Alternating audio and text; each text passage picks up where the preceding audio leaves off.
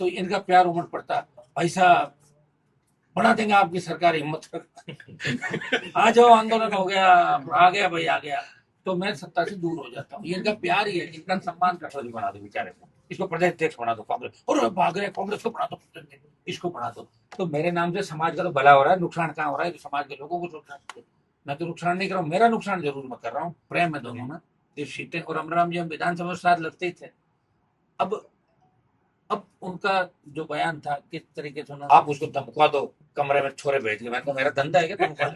मैं ऐसा काम थोड़ी करता हूँ। किसी और नेता को पूछो जो ये काम करता हूँ, बोले हमारे जो सुनता ही नहीं चेक करते। दोबारा 22 तारीख के बाद भरतपुर की रैली के बाद एक दिन पूरे सीकर में रहूंगा और एक दिन आज बीकानेर यात्रा के दौरान सीकर के सर्किट हाउस में पहुंचे हनुमान बेनीवाल का कार्यकर्ताओं ने जबरदस्त स्वागत किया। इस दौरान हनुमान बेनीवाल ने बड़ी संख्या में लोगों की जनसुनवाई भी की और साथ साथ में एक लंबी प्रेस कॉन्फ्रेंस में विभिन्न मुद्दों पर चर्चाएं की। आइए जानते हैं इस प्रेस कॉन्फ्रेंस में क्या कुछ कहा और जो कार्यकर्ता है उनका क्या कहना है, आरएलपी का सीकर में क्या भविष्य है। तो कुछ झंडे का तो वो है नहीं रैली कि भाई एक झंडे के नीचे हो रही रैली, तो वो करा रहे हैं जो आरक्षण संघर्ष समिति हमेशा लड़ती रही है। मुझे तो आमंत्रित किया, मैं तो मेहमान हूँ उनका, और मेहमान नवाजी वहां पे मेहमान के तौर पर मैं जाऊंगा। और मैं बाहर का हो ही नहीं सकता, क्योंकि सबसे ज्यादा मामले इस देश प्रदेश के अंदर मैंने ही उठाए। किसान आंदोलन में भी बहुत से सांसद होंगे आपके देश के अंदर, यहाँ के आपके सांसद भी किसान के वोट नाम से वोट लेके गए थे, जो महाराष्ट्र से पिछली बार इस्तीफा दिया तो नहीं उन्होंने, वो तो अभी भी वही है, चाहे बीजेपी टिकट दे घर आए जीता है, उनको वही रहना। उनको पता है उनके अलावा दूसरी जगह उन लोगों की है भी नहीं कहीं पर। तो भाइयों मैं तो तब भी लड़ रहा हूँ। कोई कह रहा हनुमान जी तो बाहर के हैं, अगर मैं ही बाहर का हूँ तो अपना कौन है उसका नाम भी बता दो मुझे, मैं दर्शन कर लूँ उस आदमी के जो अपना कहता है कुछ। ये भ्रामक प्रचार सोशल मीडिया पे भजनलाल जी की सरकार और वो गृह राज्य मंत्री मैडम, चूंकि उनका जिला है, इसलिए ये प्रयास करेंगे। अगर हनुमान जी ने यहाँ सभा करी तो इस सभा में आगे 2-3 लाख लोग आ गए तो फिर हम तो बिल्कुल उसमें चले जाएंगे डिप्रेशन के अंदर, या जो बचा खुचा वो भी खेल खत्म हो जाएगा। इसलिए सरकार परेशान है और सरकार बार बार इन लोगों के तुम रैली का विरोध करो, तुम ये करो वो करो, और बच्चे कुछ ना समझी की वजह से गलत पोस्टर डाल। तो मेरा बच्चों से आह्वान रहेगा, राजस्थान के तमाम आरएलपी कार्यकर्ताओं और नौजवानों से, वो गलत टिप्पणी किसी के बारे में नहीं करे। ये जाट आरक्षण संघर्ष समिति ने हमें आमंत्रित किया, हम सब चलेंगे और रैली को सफल बनाएंगे। हमारा किसी से व्यक्तिगत झगड़ा नहीं और राजनीतिक लाभ के लिए वहां नहीं जा रहा है। राजनीतिक लाभ के लिए तो बहुत सा टाइम पड़ा, जब चाहे रैली कर लेंगे, कौन मना कर रहा हमारा। तो रैली कराने वाले विभिन्न पार्टियों के लोग हैं, वो बीजेपी के लोग भी हैं, कांग्रेस के भी हैं और आरएलपी के लोग भी मिलके, और जाट समाज को। मैं तो ये कहता हूँ कि अगर इतनी चिंता रैली से है तो मुख्यमंत्री जी आप चिट्ठी मंगा दो आज ही कि आरक्षण के अंदर शामिल किया जाता दिल्ली के किसी नेता की, रैली स्थगित कर देंगे हमारे। क्या मंगा लो चिट्ठी, हमें तो चिट्ठी चाहिए आरक्षण। सर उपचुनाव को लेकर अमराराम जी ने बयान दिया था कि अबे अमराराम जी को हमारा भी लड़ाते रहोगे क्या? छोड़ो छोड़ो, अमराराम जी से मेरा सुनिए, मैं पहले पहले पहले मेरी बात सुनिए। अमराराम जी का मेरा पुराना प्रेम है, निश्चित रूप से अमराराम जी की बात कही थी। आरएलपी के बच्चों ने मुझे वोट दिया और ये नारे तो बहुत टाइम से लगाते थे कि अमराराम दिल्ली जाएंगे, लगते थे ना, पहले गए थे क्या दिल्ली? वो आरएलपी के सहयोग से ही दिल्ली गए। लेकिन मैं फिर आरोप लगा रहा हूँ कि नागौर संसदीय क्षेत्र में कम्युनिस्ट पार्टी के 90% जो कार्यकर्ता थे वो ज्योति मिर्जा के साथ बीजेपी को वोट डाल रहे, ये मेरा आरोप है। इससे जवाब अमराराम जी दे दे और मैं आपको अलग अलग क्लिप दे दूंगा। है कम संख्या कम है, वहां है नहीं। एक मिनट, मेरे खींवसर में 7 बार चुनाव लड़ी कम्युनिस्ट पार्टी मेरे सामने, 7 बार में 4900 वोट आएंगे, मिला 700 700 749। तो ऐसे चुनाव लड़ने नहीं होता। लेकिन मैंने अमराराम जी की दोनों जो थे मेरे पास टेलीफोन आते, इस बार भी एएसपी और हमने मदद की और पिछली बार भी उनके खिलाफ सभा नहीं करी। थोड़ा सा वो बयान को समझ नहीं पाए।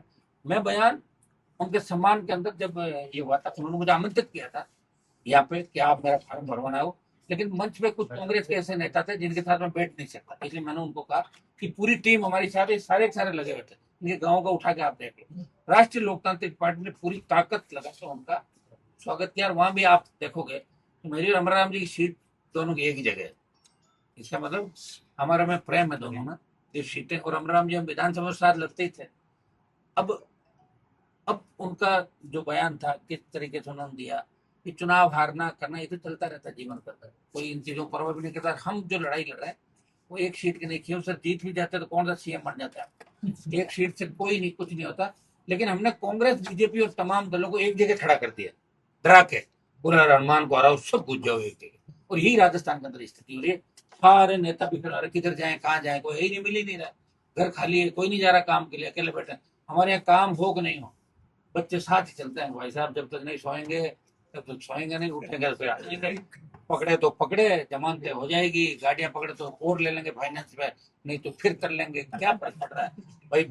लड़ना है अंतिम लड़ाई, और जिस तरह भगत सिंह की लड़ाई लड़ी, वही लड़ाई हम राजस्थान के अंदर लड़ रहे हैं। मैं ये कह रहा हूँ, बहुत से नए नेता आ रहे हैं राजस्थान, अगर सारे हमारे साथ आ जाए अलग हो, लेकिन नहीं आएंगे, लड़ नहीं सकते लड़ाई के अंदर। ये तजुर्बा मेरे को है, मुझे पता है कि लड़ाई लंबी। और एक अमराराम जी का आपको बता दूं कि जब सीकर के अंदर अनाज मंडी के अंदर बड़ा आंदोलन अमराराम जी ने किया, तो मैं और डॉक्टर साहब को लेके मैं आया था, और मैं उनके हर जगह साथ खड़ा मिला।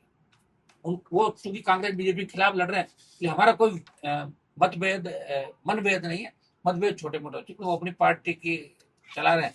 और अब चूंकि नए लोग आरएलपी को ज्यादा पसंद कर रहे हैं, इसलिए थोड़ा सा उनके अंदर चिंता है इस बात की। सर भाई आरएलपी को पसंद कर रहे हैं, मगर आपके क्षेत्र के अंदर आपके जो नेता है, जो अभी राम निवास को 14 दिन की जेल काट पकड़े गया गए, है, हाँ। और जो बुराराम जी है वो लगातार उन पर इनाम घोषित कर और दिया मैं गया है। कितनी काट गया पहले पता है आपको जेल? मैं तो पता नहीं कितनी बार जेल काट गया, एक भी एमएलए नहीं, सत्ता छोड़ के सड़क पे हूँ। अभी कौन सी आगे गारंटी मिलेगी सत्ता, क्योंकि राजस्थान में माइंड सेट है लोगों का। हिस्ट्री जो लिखी है राजस्थान की, वो सही ढंग से नहीं लिखी गई। अगर सही लिख देता ना हिस्ट्री, तो ज्यादा लड़ने की सोचते मिल लोग। मैं लड़ रहा हूँ, ये बहुत बड़ी बात है। एक आखिरी सवाल किसाना का बारे में आया है, जो थोड़े दिन पहले सीकर प्रकरण हुए, सरकार के ऊपर भ्रष्टाचार का आरोप लगा, और जो रेकी करवा के लिए आया गया कि उगाई करवा के लिए आया, और किरोड़ी लाल जी मीणा के ऊपर आरोप लगा सीधा, तो वह ऊपर विपक्ष थोड़ा सा शांति रहे, क्यों रही शांत? वो तो उन्होंने बात करी हुई बेवकूफ छोड़ा, घरों में करी गई ना सुनिए, मेरा बयान देख ला। मैंने कहा एसीबी की कार्रवाई सही है, लेकिन उसमें डॉक्टर साहब का जहां तक नाम आ रहा, तो मैं चाह रहा था 5-6 मंत्रियों के फोन और सर्विलांस रखे, एक ही क्यों, 6 क्यों नहीं भाई? जोगाराम क्यों नहीं, परिवहन मंत्री क्यों नहीं, गृह मंत्रालय खुद का सीएम के पास, उसके भी डीजीवीजी के फोन सर्विलांस पर रखना चाहिए। आपका कन्हैयालाल क्यों नहीं, यूडीएच क्यों नहीं, बेडम क्यों नहीं, गजेंद्र खींवसर क्यों नहीं? मैंने ये कहा, उनका 7-8 का साथ ही कर लेता ना, तो पता लगता है कौन कहाँ है कहाँ नहीं। ये मैंने कहा था, मैं किसी का पक्ष नहीं ले रहा हूँ। क्लीन चिट तो सरकार देगी, लेकिन एक आदमी का कोई अगर पीछा करे और बाकियों को छोड़ दें, ये तो फिर लोकतंत्र में ठीक नहीं चलता। आरएलपी अपने संगठन को लेकर किस तरह से अब आगामी चुनाव के संदर्भ में और तमाम जो लड़ाई है उसको रूप देगी? संगठन स्वरूप में कोई परिवर्तन आएगा? संगठन अभी कार्यकारिणी की घोषणा हम नहीं कर पाए। हम एक दो फेस ऐसे हैं जो जिनको हम लाना चाहते हैं, वो फेस होने के बाद करीब करीब हमारा संगठन रेडी है, घोषणा करा देंगे उसकी। लेकिन बिना संगठन ही हमारे तो मजबूत है लोग, बिना संगठन के मजबूत है, अपना आप कर रहे हैं सारा। छात्र राजनीति में भी एंट्री मार दी है, काल प्रदर्शन भी हुई शेखावटी यूनिवर्सिटी में है, और शायद यूनिवर्सिटी में पहली बार हुई होगा आरएलपी की एंट्री हुई है, क्योंकि छात्र नेता है जगह शपथ ग्रहण कर रहा है, पार्टी ज्वाइन कर रहा है। कहीं लगे है कि राजस्थान की हर कॉलेज हर यूनिवर्सिटी में है अभी छात्र संगठन की घोषणा जल्दी हम कर रहे हैं, और छात्र संगठन हम खड़ा करेंगे। और हमें पूरी उम्मीद है कि छात्र और जवान इस बार आरएलपी के साथ रहे, चाहे वो किसी भी जाति का हो। वो राष्ट्रीय लोकतांत्रिक पार्टी को अपनी पार्टी के रूप में देखता है। हम ये चाहेंगे कि राजस्थान की तमाम जातियों के नेता आगामी समय के अंदर आरएलपी ज्वाइन करते हुए आपको नजर आएंगे। और जब टिकट हम बांटते हैं तब जाति नहीं देखते, हर जाति को टिकट हमने इस बार भी दिए, जब 57 या 63 लड़े, और पिछली बार भी हर जाति के नेता को हमने टिकट दिया था। दिक्कत मैं आपको क्या कह रहा हूँ, राजस्थान में माइंड सेट है, वो कैसे मिटे उसका प्रयास हम करें। वो नए सिरे से इसको बच्चों को ट्रेनिंग दे रहे हैं कैसे काम करना। सर वर्तमान में लल्ला सरकार जो धार्मिक स्थल है उनको टारगेट कर रही है, गलत दिन है। पहले नोटिस देती है, उसके बाद तोड़ दिया जाता है। देखिए बिल्कुल गलत है। धार्मिक स्थल जो भी है वो आस्था के केंद्र है, चाहे वो मंदिर है, चाहे मस्जिद है, चाहे गुरुद्वारा है। उसके अंदर सरकार को अगर बहुत बड़ी आवश्यकता हो कि भाई कोई छोटा मोटा धार्मिक स्थल रोड के बीच या कोई और किसी जगह आ रही है तो सरकारी कोई योजना, तो वह लोकल लोगों से बात करनी थी, बात करके उनको कहना चाहिए हम दूसरी व्यवस्था अभी करेंगे। ये जनहित तो राज्य हित के अंदर होना चाहिए, दो बस किसी को टारगेट नहीं करना। तारपुरा एयरपोर्ट 4000 बीघा और बस सारी जमीन है जो कि खेती की जमीन है, और बी के ऊपर एयरपोर्ट बना वो रुकवा किसानों देंगे को उसको। विरोध भी बहुत। रुकवा देंगे, रिको रुकवाया ना जैसे तारपुरा रुकवा देंगे। एक बार देखते हैं आंदोलन यहाँ से। 18 सेक्टर गजेंद्र सिंह खींवसर हॉस्पिटल वालों बयान आयो हो के नाश्ता आया है। वो उनके पारिवारिक कलेश है, ज्यादा जूझ रहे, मैं ज्यादा नहीं कहना चाहूंगा, अंदर राट बड़ी हो गई है, जल्दी बाहर आएगी आप, ठीक है। एक युवा के ऊपर में ट्रेंड में चल रहे हो, कॉकरोच जनता पार्टी खूब सुर्खियां पकड़ी, खूब रैलियां भी के बारे में हुई, तो आरएलपी भी युवा ने कैप्चर कर पाया कि राहुल गांधी कोटा के अंदर रैली करी और रैली अलग तरीका की। हमने तो कर ही रखा है कैप्चर किया। हमारे जो लोग हैं जो उनको जनता कैप्चर से करने बोला के है। लिए दूसरी पार्टियां घूम रही है। युवा तो हमारे साथ ही है राजस्थान में सबसे ज्यादा। युवा, हमारे जो युवा है उनको कोई कैप्चर नहीं कर सकता, न तो राहुल गांधी कर सकता है, न कोई दूसरे वाले कर सकता। आपने भी माइंड सेट चेंज करने की बात कही, करीब 2-2.5 साल का समय बचा है चुनाव में, तो आपको लगता है माइंड सेट चेंज रेडी हो गया मामला। कुछ पिछली बार हमारे रिजल्ट कमजोर रहने के भी कारण रहे। देखिए, आर्थिक तंगी, 1 रुपए का चंदा नहीं लिया हमने। ये बात आपको कहनी चाहिए। मैं देख रहा था मीडिया ने छापा था कि बीजेपी, कांग्रेस और कम्युनिस्ट पार्टी चंदा लिया, ये मीडिया की खबर थी। तो उसके अंदर एक चीज और डाल देता ना, आरएलपी ने नहीं लिया, तब हमारे पास आपने 3 का छाप दिया, लिया और नहीं लिया, उसका नहीं छापा। अब आइंदा जब भी खबर छापे तो ये भी छापे इस पार्टी ने नहीं लिया और इन्होंने लिया, तभी सही होगा। तो नहीं तो कैसे होगा बताओ? हम छोड़ देंगे हमारी खबर, ये तो आप ले लो खबर, अपने आप को लग जाएगा। लेकिन ये आर्थिक तंगी भी बड़ा कारण रहा कि हम सीटें कम जीत पाए। और कुछ जो कैंडिडेट का, मैंने आपको कहा शासन चुनाव को लेकर मेरे 2 महीने रथ यात्रा गलत समय, कुछ ऐसे डिसीजन हुए जिनकी वजह से हम सीटें नहीं जीत पाए। अगर 1 महीना पहले मैं कैंडिडेट 10-15 डिक्लेयर करता था, 10 सीट राजस्थान में आराम से 10 सीट का कोई मुद्दा नहीं था। हम पूरे राजस्थान के अंदर लड़ रहे हैं। कई लोग होते हैं एक जिले में अपना सीमित बना लेता है कि मेरा 10 सीटों में फोकस है। 10 में क्यों? हम तो, हमारा तो 200 फोकस है भाई। 200 के बाद और चलेंगे आगे, वो यही थोड़ी रुकने वाला है। देखेंगे अगर वातावरण ठीक होगा तो उत्तर प्रदेश में लड़ाने की सोच लेंगे आरएलपी को, क्यों नहीं करेंगे? नौजवान तो चाहता है कि लड़ाका, उनका कप्तान लड़ाका हो, और मेरे से लड़ाका कप्तान मुझे तो कोई दिख नहीं रहा किसी पार्टी के अंदर, बता दो अगर है तो। बिल्कुल सर, आज आप सीकर में आए हो और आज मीटिंग ले रहे हो, आज जन सुनवाई कर रहे हो। आप सीकर, आपका तो संसद क्षेत्र भी नहीं है, फिर भी जन सुनवाई कर रहे हो। अभी आप कार्यकर्ता से बात कर रहे थे, वो हमारे मुख्यमंत्री हनुमान बेनीवाल जी है, तो वो कहीं भी कर सकते हैं। उनका प्यार है, और ये शेखावटी अंचल का प्यार और ये राजस्थान की जनता का प्यार है ना, वो मुझे सत्ता से दूर ले जा रहा है। जब भी होता है कि सत्ता मेरे करीब है तो इनका प्यार उमड़ पड़ता है, भाई साहब बना देंगे आपकी सरकार, हिम्मत आ जाओ, आंदोलन हो गया, आ गया भाई आ गया, तो मैं सत्ता से दूर हो जाता हूँ। ये इनका प्यार ही है, इनका सम्मान करता हूँ। हम तो कभी का घुस जाता है सरकार, मुझे कौन रोक रहा है?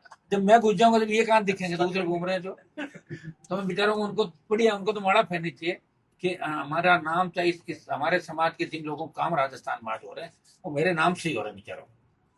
साहब हनुमान जी को ये कर देंगे, वो अच्छा ठीक है तो 2 ट्रांसफर करा लेंगे, साहब ये कर देंगे, वो कर देंगे, हम शेखावाड़ी संभाल लेंगे, ठीक है इनको राज्यसभा में भेज दो, तुम इनको राष्ट्रपति बना दो बेचारे को, इसको प्रदेश अध्यक्ष बना दो, कांग्रेस और भाग रहे कांग्रेस को बना दो, इसको बना दो। तो मेरे नाम से समाज का तो भला हो रहा है, नुकसान कहाँ हो रहा है? तो समाज के लोगों को नुकसान।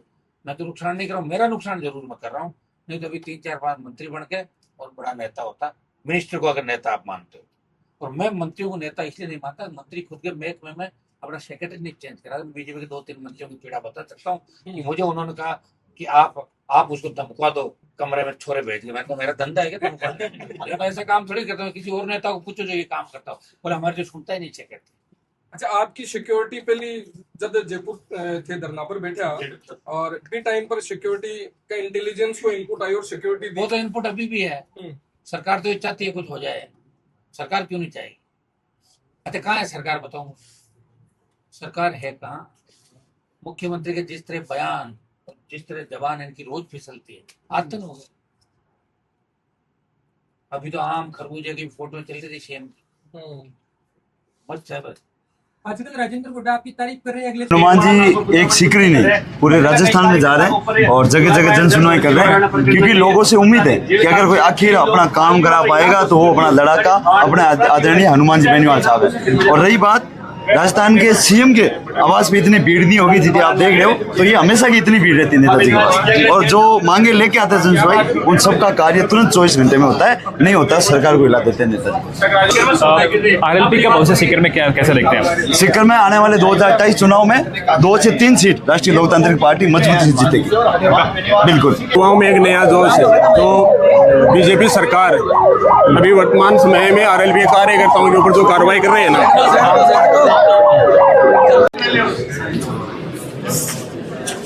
साहब